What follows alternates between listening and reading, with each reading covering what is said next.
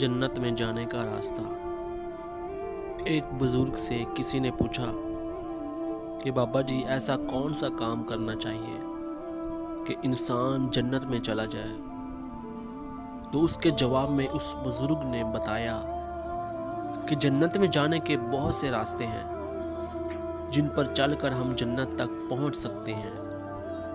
मिसाल के तौर पर अगर आपने लाहौर से इस्लामाबाद जाना हो और आप किसी से रास्ता पूछो तो आपकी कोशिश ये होगी कि सबसे शॉर्ट रास्ते से जाएं, जिस पर ट्रैफिक भी कम हो और आप जल्दी इस्लामाबाद पहुंच जाएं। बिल्कुल इसी तरह जन्नत में जाने के लिए बहुत से रास्ते हैं। नंबर 1 पे नमाज, ये भी एक रोड है जो जन्नत तक जाता है, मगर इस पर बहुत रश होता है क्योंकि बहुत लोग 5 वक्त की नमाज पढ़ते हैं।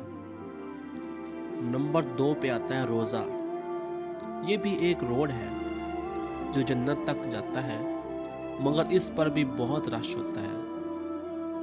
इसी तरह हज भी एक रोड है, इस पर चलकर भी जन्नत में जाया जा सकता है, मगर एक और भी रोड है जो जन्नत में जाता है, मगर इस पर ट्रैफिक बिल्कुल ना होने के बराबर है और इस रोड का नाम है खिदमत खल्क, यानी इंसानियत की खिदमत करने से भी आप जन्नत में जा सकते हैं। मगर क्या इस रोड पर कोई नहीं चलता?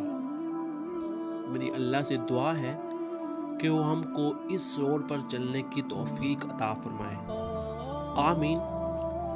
आखिर में इस शेर पर अपनी बात को ख़त्म करूँगा। चढ़ती रही मज़ार पर चादरें तो बेशुमार, चढ़ती रही मज़ार पर चादरें तो बेशुमार, बाहर जो एक फ़कीर था वो सर्दी से